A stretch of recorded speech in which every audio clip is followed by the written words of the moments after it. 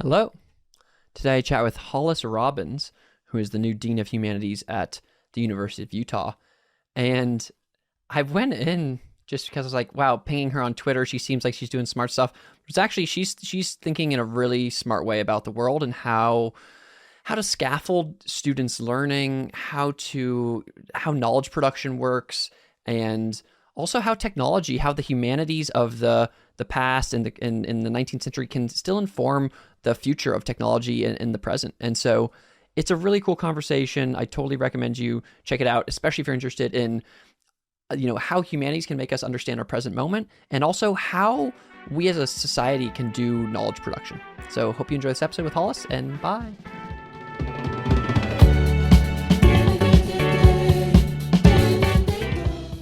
Hello, listeners. Welcome to The Rhys Show. I'm Rhys, the co-founder of Root, and this is my world.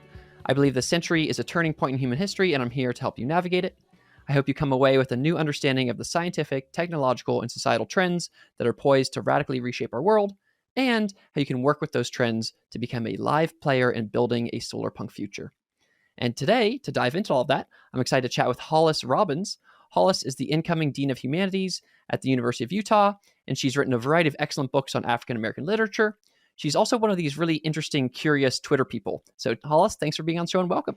I'm delighted to have this conversation. Yeah, and Hollis and I were jamming a bit beforehand, and I got, I knew Hollis was smart just off of like who follows her and kind of some of the things that she's saying, but even just in the beginning bits of our conversation, the 5 minutes before the show, it's like, oh, this is going to be exciting. So I think the goal for listeners, just to give, and the goal, Hollis, for you to kind of put into our minds is like, we're trying to get the listeners to understand how you think about organizational systems and how society kind of systematizes and organizes information and other things.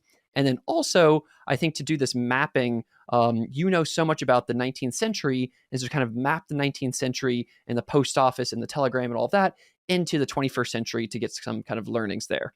So with that, maybe Hollis, let's just start with how you think about that mapping actually between the 19th century and the 21st century. What are some of the key things that we can learn from the 19th century to apply to today?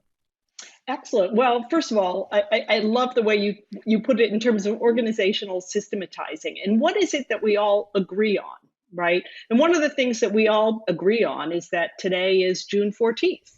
Right. And that it is 3:10 Pacific time and 6:10 where I am in New York. Right. Well, that actually took a world conference in the 1880s, right? Which was the Universal, I tweeted about it the other day, the Universal Conference on setting the prime meridian and deciding when the day was going to start.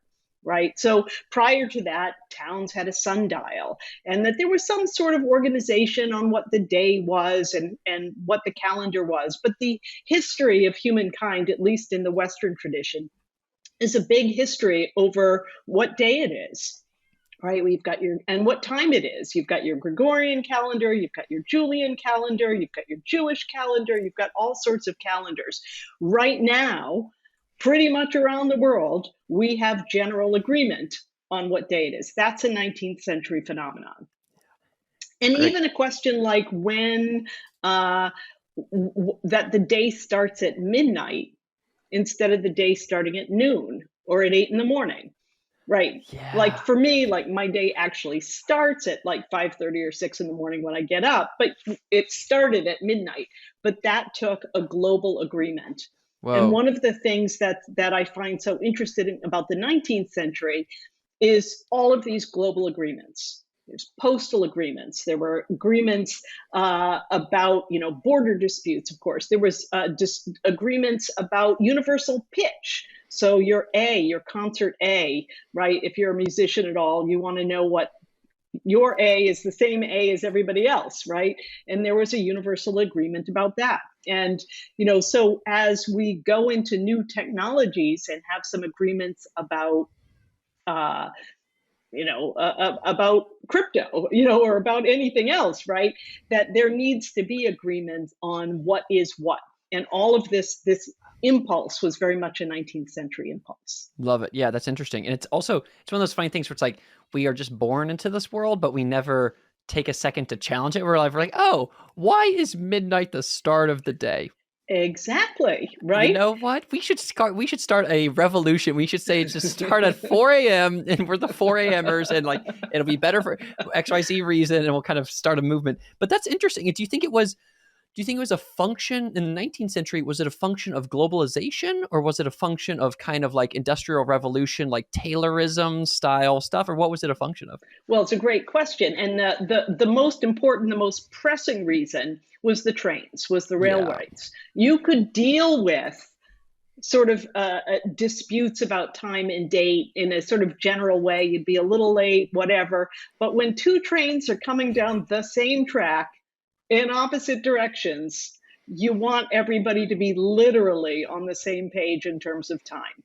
And so the big impetus in it was globalization, yes, and in sort of a universalizing impulse, but it was primarily to stop trains from crashing. Yeah, I love that. Yeah, and I guess yeah, I remember that as part of the reason why I guess it was like maybe standard time in general, but also in the United States, where it's like okay, we get these time zones, and those Right. zones are a way to say okay, this train is leaving at this, and when you come over here, you can't just it's like no, no, no, 1 p.m. over here is going to be 2 p.m. over there, and the train's going to be going this way at 1:30 p.m. Is there a I guess one interesting piece of that is there's kind of this the standardization process that needs to happen for kind of atoms and like trains moving around. But then there's also the standardization process of like bits and the telegraph and things like that. And so is that how is that? Because those are it's yeah, it's kind of like a different kind of problem. Well, it's a similar problem, and I was thinking about the various electricity conferences that started in the 1880s as well. What is an amp? What is a volt? Right? What are ohms? Sort of the make sure Yeah. that everybody's got this sort of same definition. And even though we are still like way off, and that you've got to travel with a whole bunch of plugs to plug into things when you travel in Europe and Asia and what have you, at least we have a general idea of current, Hmm. right? And that there has been agreement on that. And right now, I think the agreement had just been made on USB-C, so Hmm. the USB port, right? So that instead of littering filling our landfills with all sorts of different plugs and dongles, and I, lived through the last couple of decades that to plug your Mac into your university's, AV system, you needed a whole million, like a Swiss Army knife of dongles, right? That's because there hadn't been standardization. So it's still an impulse that we need. But this idea that we could all get together, and it was great. And let me link this to literature for a Yeah. second, and how I, as a sort of a literature professor, was interested in this for a long time. If you were a school child in America, you read school children read the same books, or the same books in high school and the same books in college, and those books were a certain kind of standard, primarily white history. It included Tom Sawyer, and it included, Uncle Tom's Cabin, and included other Hemingway if Yeah. it was in the 20th century. And part of the expanding of the canon to include texts by writers of color, or women, was a matter of expanding the canon. And the concern, and the reason that there has been sort of a pushback in it from this part of this is this 19th century idea that we should all be doing the same thing. We should all be on the same page. And this fragmentation that we're going through right now, this era of no borders, everybody does their own thing, individuation, Substack instead of a newspaper, for example, right, is a kind of fragmentation where the general ethos of the day is everybody do their own thing, not everybody doing the same thing. And so part of what I've been interested in tweeting about is this movement outwards for individual atomization, everybody doing their own thing, versus this precedent. And I think we're coming back to a precedent, coming back to this impulse of everybody getting on the same page. Love it. Yeah, that's interesting. I mean, two pieces there. Yeah, one, it's just a reminder of how Man, the 19th century was crazy in that all the freaking, trains were being made, and at the end, cars were being made, and then in the next century, planes, and then all the freaking electricity was happening, and all of the telegraphs and stuff, and then we were kind of linked up in this whole big world. So that was a crazy time, and it's necessary to kind of have those. I guess, yeah, the train thing. I guess to link back to that for one second, I think the difference between the atoms and the bits is that the bits need to be standard across the entire world, while the atoms can be just standard for a given region at the beginning. Like you can have like train standards, but then once you get like in the 1970s with the shipping container standard, that's like, oh, once we have global trade, then we need like a full like atom standard for everybody. And then going to your point though about applying this to the modern day, and yeah, we're in this, the fragmented present with the internet, which is true, which is, everybody just has their own specific Twitter feed, and it's like, it is what it is. How do you see that kind of restandardization happening? Well, it's and thank you for letting me kind of go far afield and No, then that's coming great. back to Yeah, it, because love it. it's these impulses are not just in technology, they're in culture as well, is kind of the point I want to make, right? So like if I don't know whether you're old enough to remember, a TV show like MASH, right? Know of Right. it, didn't watch it, but know of it. Yeah. So the last episode of MASH was something like, every household around the country, tuned in to watch that. And there's a couple of other things like the last of the Sopranos episode was another one like that, right? Is that there was these moments where everybody was doing the same thing. Now, because of streaming, because of binge watching, right? Even when we're all watching the same thing, right? Like even if it's watching a TikTok is not tethered to time, right? So we're not always watching the TikTok at the same time. So this fragmentation, both in culture and in technology and in how seems like, right? It seems like it is the mode of the day, but at the same time, as we said about, we have this agreement about time. We have this agreement about email. Let me move to a second of what we assume about standardization too. When you send me an email or I send you an email, maybe we don't get it. Maybe it goes to our junk mail, but it comes, right? It doesn't go to your neighbor. Yeah. Which is right? good. There's a sort of sense of individuation and trust in our electronics, in our communication with each other. So we're living at this time where what we agree and trust in terms of standardization is very much at odds with the fact that we're all doing this things at a different time. So there's a tension, I think, underlying one of the sort of fragmentations or concerns about the current day. We're not coming to agreement about things, and we're not coming to agreement at the same time in things. We're not all going to church on Sunday. We're not taking classes at the same time, watching TV at the same time, watching a movie at the same time. Yeah. How do you think? I think that mostly, I guess, yeah, it's like a thing where it's like back in the day, or in the stat that I remember is like something about like Elvis Presley going on the Ed Sullivan show in 1968 or 1958 or whatever it was like, it was something like 80% of all TV watchers watched that. It was like a crazy amount. But today, but the interesting thing is, one thing let me ask two questions. The first is, how do you think, so you're saying that like something like email and built on top of SMTP, Simple Mail Transfer Protocol, it's like, yes, we have this thing that allows us to connect with each other. And I guess were you saying that we exist in this reality now where we trust the kind of protocols that allow us to send things, but we don't all come together around the stuff that's built on top of them? Is that kind of what you're saying? Or we forget about it, as you're saying, right? We assume this building, we assume and trust it the same way when you just said, I hadn't thought about why the day starts at 4 a.m. and could we do something about this, right? That we've built our existence upon agreements to do things at the same time with each other, in accord with each other, knowing the same things, even as we're seeking, or people are seeking, to be atomized about it. And I guess what I mean to say is I spend a lot of time thinking about this and asking people about like, let's just say alphabetization, right? You're taught the alphabet when you're little, and still things are alphabetized and organized alphabetically, and we have agreement about that. And how do we think about those agreements at the same time?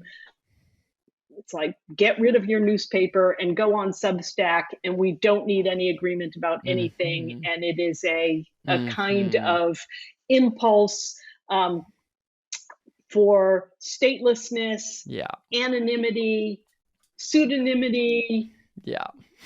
We don't need nation states anymore. Yeah. We can exist in the metaverse. Yeah. Yeah. We Yeah. don't even need, you don't need college anymore. Yeah. Yeah. We're Yeah. going to have this, meta utopia, Yeah. crypto, Mm-hmm. Mm-hmm. Yeah. wonderful thing where none of the old Yeah. establishment institutions matter. Yes, yes, yes, yes. No, love. That's. I think that's a good frame, which is that, yeah, all of the agreements. There are some things that we all still agree on, like when the day starts and when the alphabet starts, or the alphabet. But the things that we used to agree on, which is like everybody in the nation like gets on and watches the show at the same time. Now we're in the mode where it's like, no, everybody, it's a free for all. Like, do whatever you want, and like the goal is to kind of. But in it, do you see? How do you think then about like the current thing? In the sense that's like we have the current thing may be Ukraine, and then it may be it was BLM, it may be MAGA, it may be the current. I don't know. The current thing is currently being battled over. It was Roe v. Wade for a bit, of course. Right, How do you think about, or Uvalde is probably the most recent one. right. How do you, because in my mind, to some extent, the kind of availability cascades that are happening there is a connection to that is kind of a standard that we're all aligning on. It's like, let's talk about the current thing.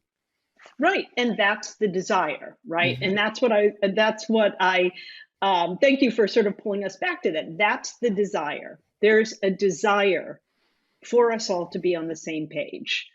And if we're not going to be on the same page and watching something at the same time, if we're not going to be on the same page in agreeing on sort of fundamental principles of democracy or non-democracy or recycling or important issues of the day, climate change, right? Of your list of things that are the current thing, climate change policy, right, is never going to be a current thing. It'll be a current thing when there's a disaster, like with what's happening right now in Yellowstone, Yeah. right? But once upon a time, there would have been, individuals coming together in a small town, I don't know when the last time was you participated in local politics, maybe the recent recall election, right? Yeah. But that the being on the same page or the current thing would have been local, wouldn't have been international, right? Yeah. Or national. And one of the things about Twitter is it has no borders. Doesn't matter that you're in a different time zone than I am, right? But our local politics, who takes out our trash, right? Who is policing the local elementary school? Any of those things require a local getting together. And that, I think, is where you're not seeing the current thing.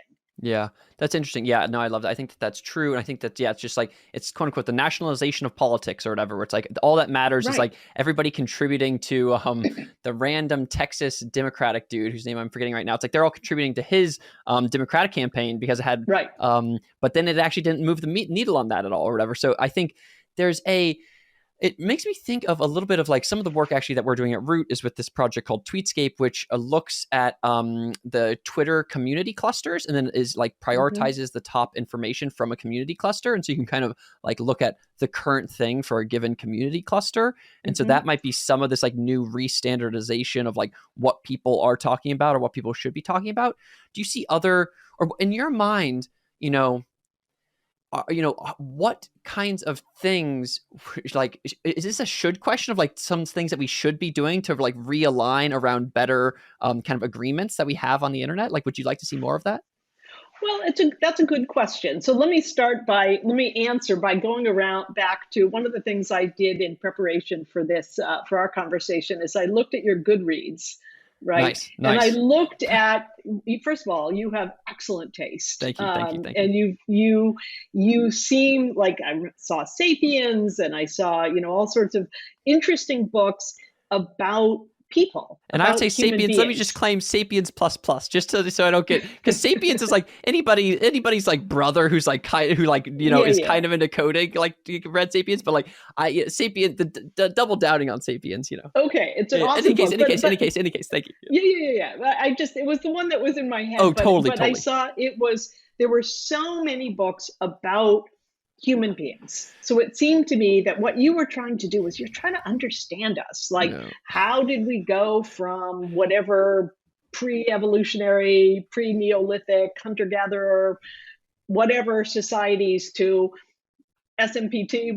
I don't even know to having us all agree that this is a time and place and we're sending each other emails. Like, how did that happen? And I'm interested in the same question, so I knew we'd have a good conversation about that. There's a desire for connection. And I don't know, I didn't see Darwin's Origin of Species on that book. I I don't haven't know read whether, it. I haven't read it. oh my God, you need Is to it read it. good? Yeah, it's funny because I think, yeah, I'm a little bit under indexed on some of the older books, like Origin of Species or some older ones that were written and you've read lots of books from the 1800s. And honestly, actually, let's do a little quick aside for a second. Okay. If you were to recommend, let's call it 3 books from the 1800s for people to read, what would you read? Because you've actually read so many from the 1800s. I've read essentially 0. So, hit us with the Okay. 3. Well, I would definitely read your Origin of Species, Yeah. right? It's such an important book. I would pick something by Freud, and I'm not sure which one, and that kind of bleeds into the 20th century, not the 19th century. But I'd read some Freud, and I'd read Uncle Tom's Cabin, which is a complicated book, but a really interesting book that captures the zeitgeist of this right before the Civil War, and is an interesting book for understanding what America was. It's probably, or I'll take that back. Let's replace that with Moby Dick. Okay. Have you read Moby I Dick? haven't. No, Oh, no. geez, you I need to know. I read don't. Yeah, And let's Moby Dick. read. Yeah, yeah. I have a long reading list. You're giving me a reading list, Hollis. Yeah. Well, actually, let me say this is why you should read Moby Dick. Yeah. Moby Dick is about how is it that this, because the basic story, Yeah. right? Yeah. Ishmael, this guy that's in a bad mood, he decides to get on this whaling ship. It's got this crazy captain Ahab.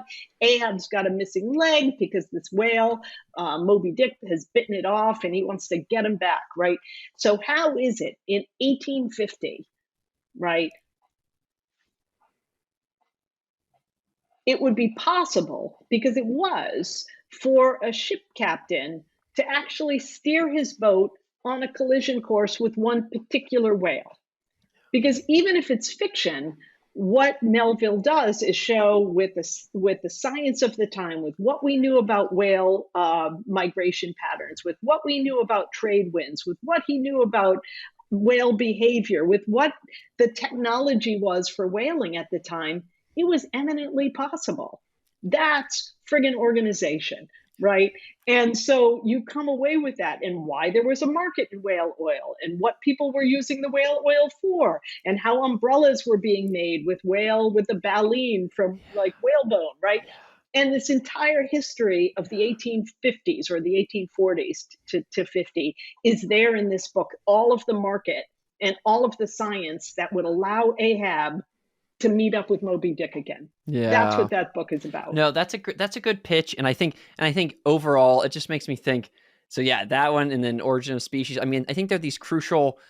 I think that, yeah, it just makes me think that, like, right, I guess, right now I'm writing this book on what information wants, and but it is funny because I think a lot of the stuff that I read is from definitely 1950 or after, 1970 or after, and I think, and everybody always tells me, oh, you got to read more stuff from the past, but like this is a helpful push for me to do that, and I think I imagine a future actually of mine, especially maybe when I'm done with the book, where it's like the next set of like big old readings I do is like, I don't read anything from after 1950 or something, and all I'm reading is like really old school stuff. That it will be harder for me, but I will go on that journey, from you. So thank you for that push. Yeah. Yes, you definitely should do it, because you should think about how is it that we, again, you go to the library, you're going to be able to find what you want at the library, right? Because it's going to be like Melville, Herman, Moby Dick, right? Or you'll be able to find things by date because somebody had put organizational systems together.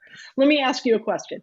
How do you organize your email? in your inbox? I'm not that intense with it. I mostly just have all the newsletters go into a label that's called newsletters, and I never look at them. And then all of the rest of it, I just I star the stuff that I want to deal with later, and then just respond in time to the stuff I want to deal with now. Okay, so one of the things that, once upon a time, maybe in your parents' house, they had big old filing cabinets, right? Yeah. Right. And so you would be able to say, like, your your brother's report cards from, right? You would be able to go by. Right now, how is anybody going to find their brother's report Search. card? I'll just search, Yeah. Right. And it's Boolean search. Yeah. And, what happens if the, electricity goes down or somebody, like, it's all gone. But there is a paper copy somewhere. There is a paper copy probably in your school district, and there is a paper, and it is organized. And if you went there, you would be able to find it and download it, and you would have it, because those systems still exist. Yep. Because we can't count on the individual anymore. So I mean, that makes some sense. I think maybe coming back to like popping off the stack a little bit is I want to go back to this question of what do you think these new, because we've done this massive defragmentation process through the internet, and now we're seeing or what do you think the new agreements should be, or what are some of the initial things that you're starting to see that where we're starting to align? Well, I mean, let's talk about podcasts. And again, I don't mean just to talk about systematizing, but I tweeted the other day, like, a major problems for the libraries going forward is how to shelve the podcasts. Now, I say that kind of a joke, right? But in fact, right, that's interesting. Knowledge accumulates, right? It's not just that Shakespeare wrote some stuff. It's that decade and century after century, it had an influence, right? Things don't exist in a vacuum. Moby Dick, actually nobody read it for about 50, 60 years, but then everybody read it. And there's an entire library of information that has grown on top of Moby Dick. It has become a thing. And you still are able to find the original thing, right?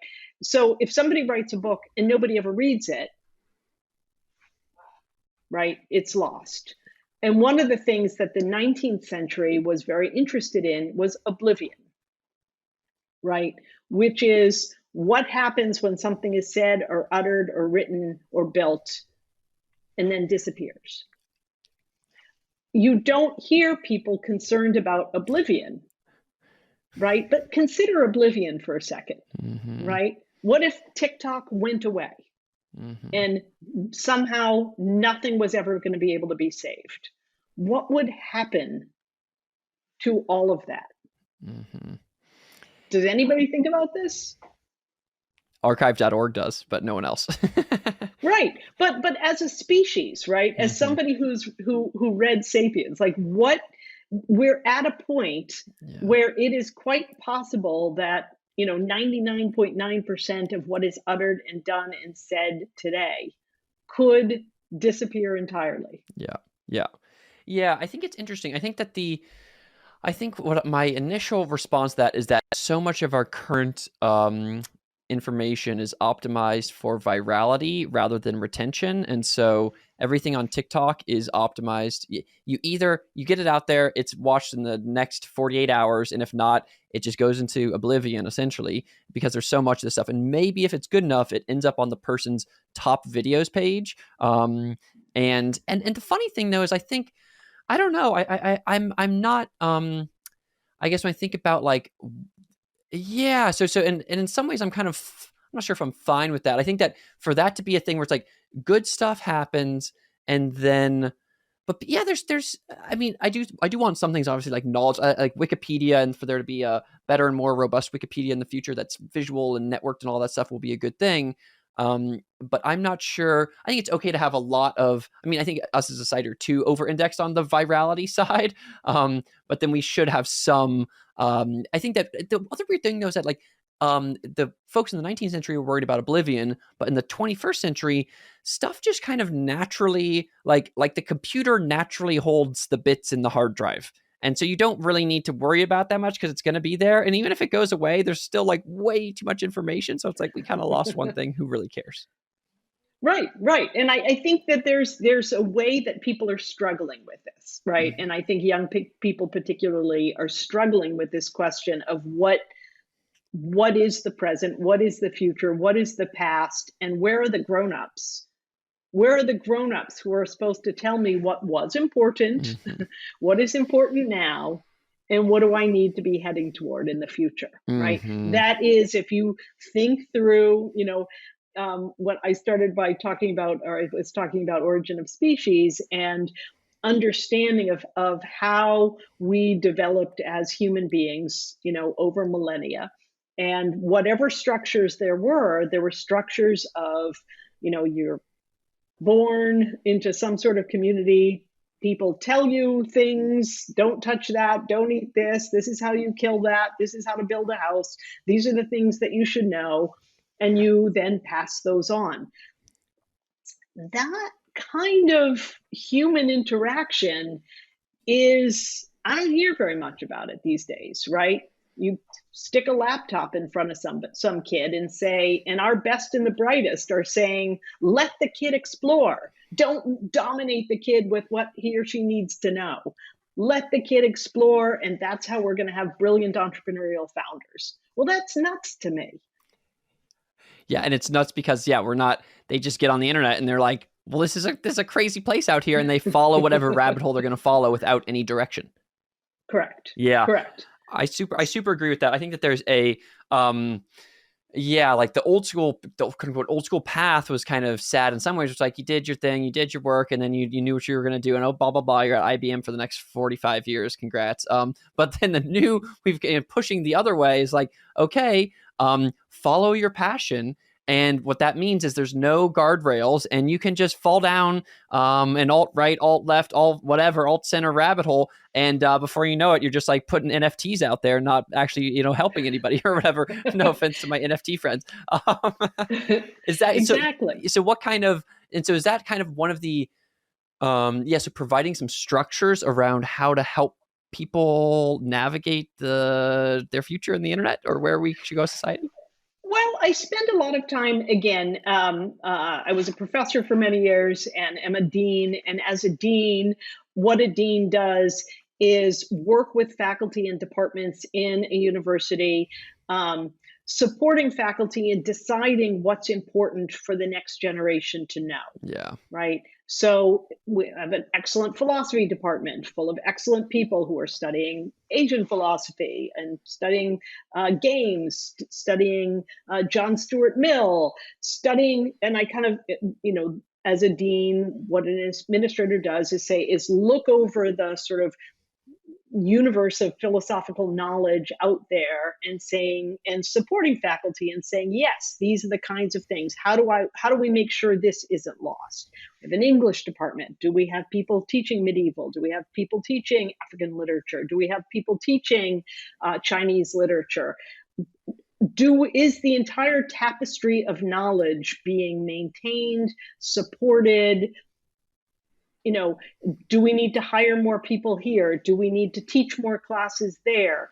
Are we teaching Moby Dick enough and as both a piece of English literature, as whaling history, and as climate history, right? So for me, I feel like I have like an excellent position uh, being interested in knowledge production and in systematizing to ensure that if a young person goes to college, or certainly goes to the University of Utah, which is an excellent place, will have knowledge organized for them in ways to say, okay, I understand what I might need, and this is how I would go about, searching for my supporting my passion, but also getting a degree. I don't know, and I find interesting the efforts to do this outside a university system. Now, you've been involved or affiliated with universities, and also not.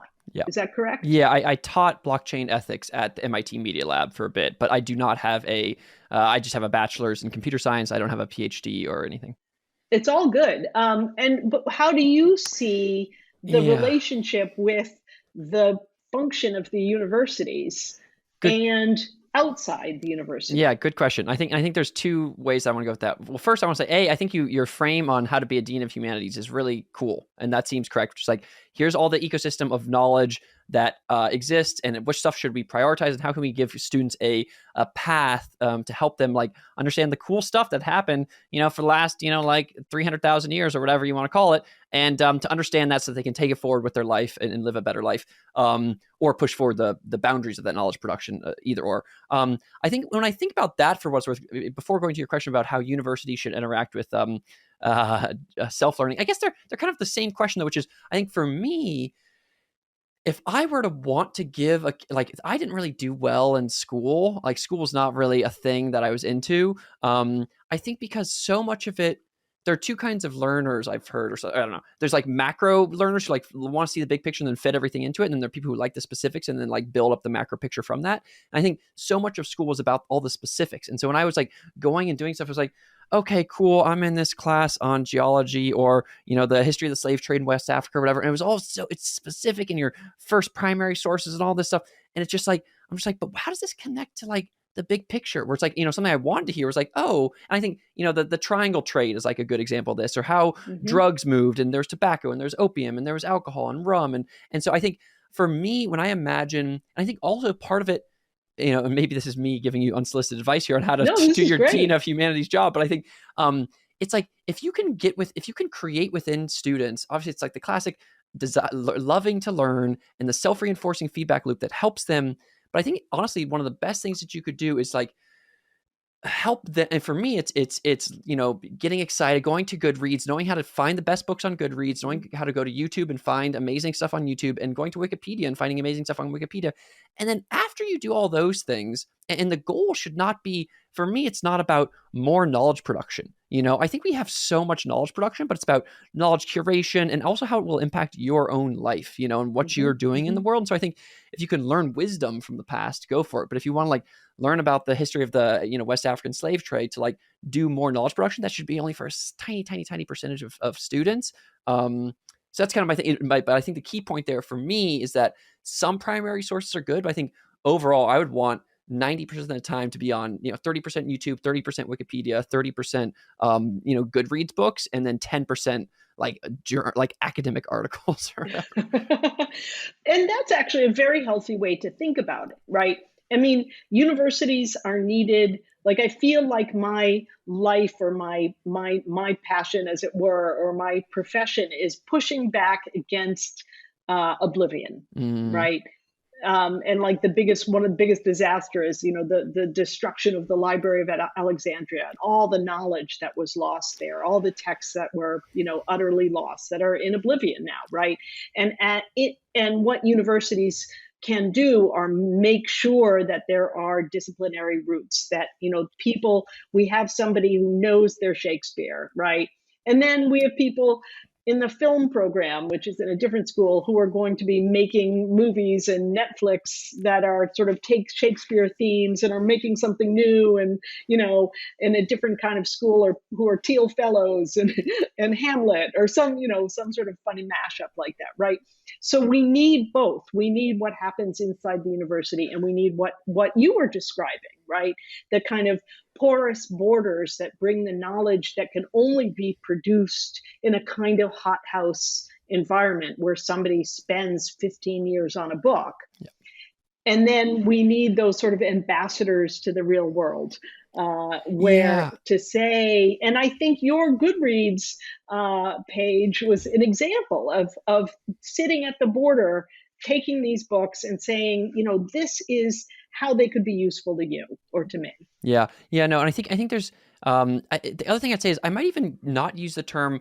I mean, I think pushing back against oblivion is it's a pretty good frame, but I think the frame that I might actually push for is something like, and people have this with free speech on the internet, where it's like, oh, it's either free speech or censorship. It's like, no, it's really about friction and free reach and how much friction is put around things. And so I think, instead of pushing back against oblivion, I would say something like, you could call it like pushing back against the feed or something like that, where it's like what you're trying to do is you're trying to help, because stuff to be in oblivion or not oblivion, it almost doesn't matter if this random thing exists down here, deep down the thing. It's like, what is the curatorial path to help students find the juiciest stuff in the shortest amount of time that actually helps them learn it.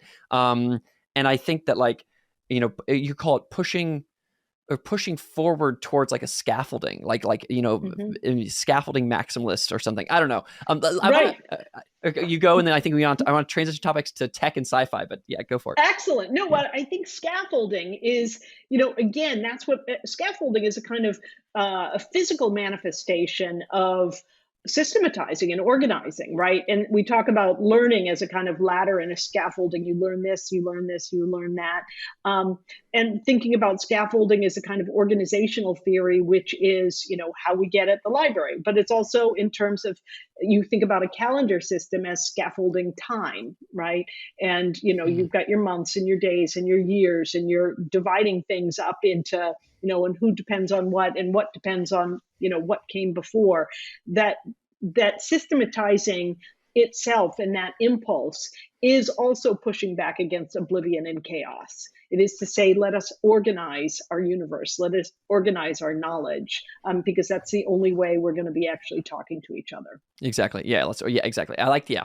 That seems. And let me actually, while we're still on, before going to sci-fi and tech, just while I have you for this, I think the other thing that I would just want to shill to you is like do you do spaced repetition or on-key stuff ever? Do you know what I mean by that?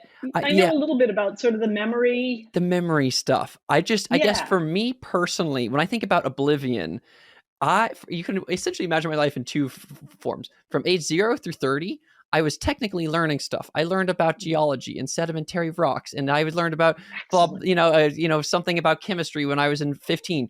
But really, and part of this is my own brain, but I think it's a lot of kids' brain. It goes in my brain and out in my brain, stays there for maybe a week or two, and then until the test, and then it leaves. And so, but on key is this way to kind of study. It's a note card application to like increase your memory. And so like oblivion, there's oblivion of information in the outside world and knowledge out there, but there's also oblivion in your mind. And I think that if there was a way that you were able to get for me, it's a total, I did it for Chinese in the past, but now I do it for all these books I read and stuff. And so it's like, it actually gets into my mind.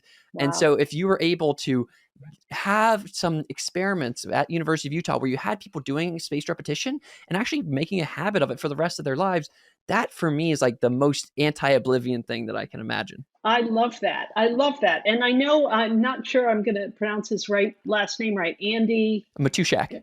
Yes. Yeah. So he and I did a Zoom to talk about some of this work about a couple of years ago. Yeah. Because we follow each other on Twitter, and that's like, he's just said, he had written some piece that was anti-book.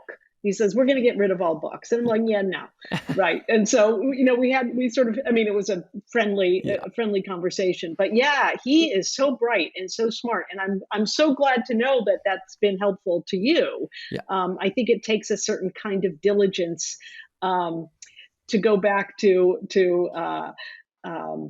Darwin and Origin of Species and and your work or your reading and how human beings are the way they are. I think a fundamental understanding of human beings is how friggin' varied we are, right? And there will be people who want to know things, and there will be people who want things to stay in their brain. There are people who want to stay up late. There are people who want to go to bed early and get up early. There are people who want to be nice. There are people who want to be shits, right? There are all of these things, and part of organization is ways that we can all be on the same page about something, even with all the people that hate each other on Twitter right now. Everybody agrees it's June 15th or 14th or whatever today is, who knows? Whatever today is, right? And forgetting those fundamental agreements. Yeah, no, that's great. And I think so I'll be excited. I'll send you some pieces on how I do my Anki process and stuff. And if you're able to do it with the kids, that would be amazing. And I would honestly, love that would make me so happy. Let's stay in touch to do that. Definitely. And then the other side is So let's chat we're doing maybe like 5 more minutes left. I want to do kind of a rapid fire on 2 pieces. First is you have this clubhouse that happens every week about sci-fi. 50,000 people come and listen to you hang out with amazing sci-fi authors like Neil Stephenson and Kim Stanley Robinson and stuff.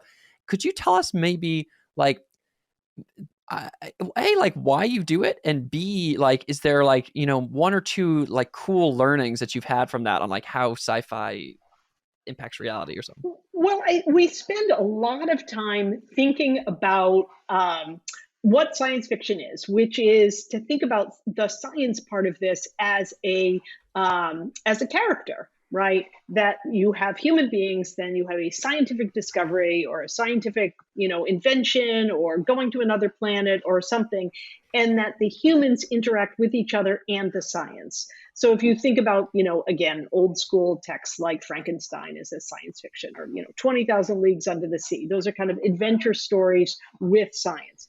In something like Neil Stephenson, the new book, with the name of which I just escaping me now, but I've Oh, read yeah. Seven Eves, I've Yeah. read Cryptonomicon, I've read Snow Crash. I saw Snow Crash on your on your reading list. Um, uh, is about, like Seven Eves is a great example for Stevenson. The moon splits into seven pieces, or and how do humans deal with this, and how do you go about their lives? So what the group generally does on Clubhouse is talk about a particular topic. So this past week we were talking about Jurassic Park as sci-fi, Hmm. right? Which the first one was, right? Should we bring back other species? It then has turned into some other things. We've talked about, this is a great evening where I said it's going to be about take me to your leader. And why, when aliens lead, they always like, take me to a leader. And so Eric Weinstein came on that day, and he was hilarious, like, and he's sort of like anti-authoritarian the way he is. Like, why do we assume that UFOs are going to come to our leader when our leader doesn't even want us to know there are UFOs, right? So we have these incredible conversations about some sort of aspect of what brings us together about science fiction, which is aspirations for a better world, fears of dystopia, fears of social fabric breaking apart. What do people wear? Why don't you have babies in kindergartens on spaceships? All sorts of fundamental questions about how we imagine what our future is. Interesting. Yeah. So it's like you take like a given, yeah, it's like almost like a theme that goes across lots of sci-fi. Take me to your leader, or others, and you say, okay, here's this theme. Let's kind of explore it from a bunch of different sci-fi lenses. That's Correct. interesting. Jim Green, who's a former NASA scientist, he's a regular on the show. We talk about, like, we had a kind of a goofy show recently, like what does Mars smell like? Right. And part of the fact is we don't know, because smell isn't something that NASA really wants to explore for a whole bunch of different reasons. Like, we know what it feels like, we know what it looks like, we know the gases, but nobody ever equipped the Mars rover with something that would be able to tell us what it smells like. Yeah. Do you have, I mean, that's interesting. And do you think, I guess, a thing that I kind of believe is that we don't have enough near-term utopic science fiction, that we need stuff that shows us what a positive world looks like in 10, 25, 50 years. I think we have a lot of stuff that's more dystopic and stuff that's like a little bit more out there. Is there either a book that you can think of that's like, oh no, this is a nice near-term nonfiction to 10 to 20 years from now that we can like point at and actually move in that direction? Or if not, do you share that desire to have like a thing that we can point at 15 years from now to say, let's go towards that?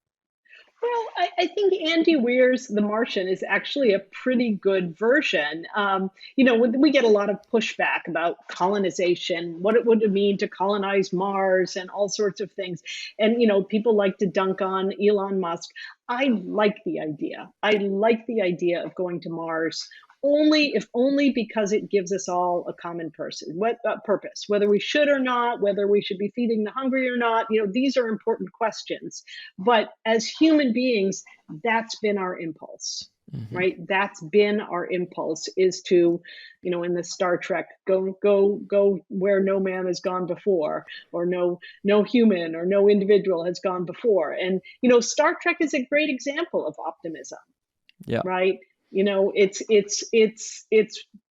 like, oh, this is a cool new place. Yes, the guy in the red outfit is going to be killed there, but besides that, it's going to be Seems really nice. interesting. Yeah. We're gonna learn a lot. Exactly. Yeah, I like that. I think, and I kind of agree that The Martian is of. I think that a lot of near term science, like utopic science fiction, it's like still based in the other, and there's something about science fiction still based in the now that I'm curious about as we try to determine these optimistic futures. Have Okay, so you read, wait, one more thing. Have you yeah, read or you watched Severance, the no, Severance show? Oh, no, you need to watch that. okay, There's amazing, probably one of the smartest, most interesting programs on TV, but it's science fiction. And the premise is that there's something in your brain, if you choose it, that severs your brain between your work day and your home day. So, the people that have done this go to work and they get in this elevator and they have no idea who they are.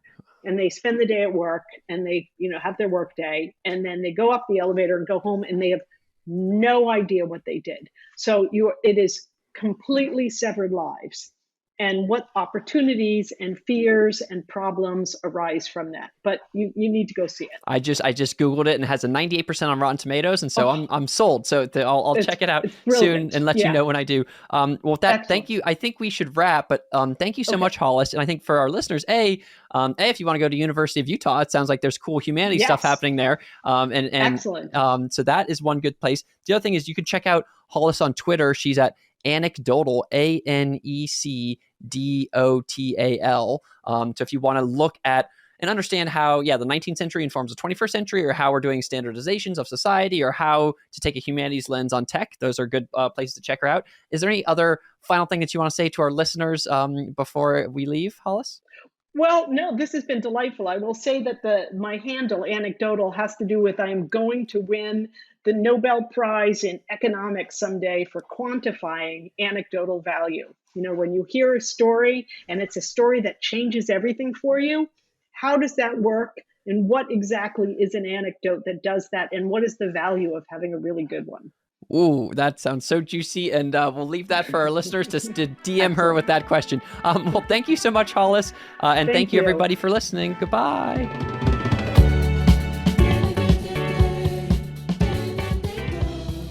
Thanks so much for listening today. If you liked the show, please give us a 5-star podcast review or subscribe on YouTube. And if you'd like to chat about this episode with a community of amazing, smart, ambitious, divergent people, come on by and join our Discord. You can find it at root.co. That's ROOTE.co. And then finally, if you'd like to contribute to these ideas being shared more widely in society, you can support the podcast production team at patreon.com/Rhys Lindmark. That's patreon.com/RHYSLINDMARK. Thanks, and see you here for the next episode. Bye.